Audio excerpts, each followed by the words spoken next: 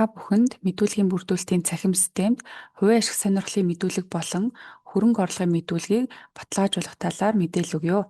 Та бүхэн цахим системд өөрийн регистрийн дугаараар нэвтрэн орно. Системд нэвтрсэний дараа таны баталгаажуулах хөрөнгө орлогын мэдүүлгийн жагсаалт харагдана. Шинээр үүсгэсэн төлөвтэй мэдүүлгийн артлын үйлдэлсэн дээр байгаа харандаан дээр дарснаар та мэдүүлгээ бүглэнэ. За мэдүүлгийн маягтууд болох 21 маягтууд бүгдээрээ ийм цэнхэр чектэй болсны дараа та баталгаажуулах боломжтой болно гэсэн үг. Одоо жишээлх юм бол энэ системд харагдаж байгаа орлого, орон сууц, тээврийн хэрэгсэл, за бэлэн мөнгө гэх мэтчлэн энэ цагаан тэмдэглэгээтэй талбарууд бүгд цэнхэр ийм чектэй болсны дараа та мэдүүлгээ баталгаажуулах боломжтой болно. За орлого хэсэгт та бүхэн өмнөх мэдүүлгийг ашиглан мэдүүлгийг орлогоо мэдүүлж болно. Эсвэл шинээр нэмэх товчийг дарж орлогоо бүртгүүлэх боломжтой. За жишээлх юм бол мэдүүлэг гаргагч өөрөө орлогын төрөл, цалин, хөдөлмөрийн үйлдвэртэй адилтгах орлого, орлогын дүн, жилийн цалингийн дүн буюу одоо өмнөх оны 12 сарын 31-ний байдлаар нийт жилийн цалингаа бичнэ. За орон андуурах тохиолдлыг гадаг учраас энд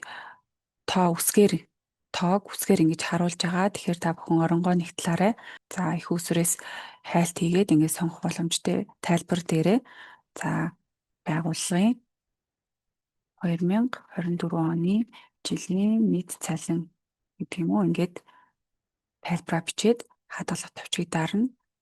За үүний дараа энэ орлого цэцэн маань ийм цэнхэр чектэй болоод ингээд баталгаажуулах боломжтой болж байна гэсэн. За дараагийн ээлжинд орон сууц барилга байгууламж хэсэг байна. За одоо энэ орон сууц барилга байгууламж дээр жишээний дуусаагүй барилгын урталд улаан тэмдэглэгээ харагдаж байна. Энэ нь бол энэ бүртгэгдсэн мэдээлэлд ямарваа нэгэн мэдээлэл нь дутуу байна гэсэн үг. Тэгэхээр та бүхэн энэ үйлдэлтсэн дээр байгаа засварлах товчон дээр дарж дутуу мэдээллийг оруулж хадгалснаар энэ улаан тэмдэглэгээ маань ногоон өнгөтэй болох ёстой. Одоо жишээлх юм бол энэ дээр гэр бүлийн гишүүний мэдээлэл дутуу, улсын бүртгэлийн дугаар дутуу байсан байна. Тэгэхээр энийг нөхөж бичээд хадгалах товч дарснаар энэ тэмдэглэгээ маань ингээд ногоон болоод орон сууцны хэсэг маань ингээд бүглэгдчихлөө гэсэн үг. За мөн одоо хэрвээ энэ мэдээллийг ингээд засахгүй энэ орон сууц барилга байгууламжаа зааж борлуулсан эсвэл таны бүртгэлээс хасагдсан бол энэ устгах товчон дээр дараад устгаж болно. Тэгээ шинээр нэмээд ингээд явж болно гэсэн үг.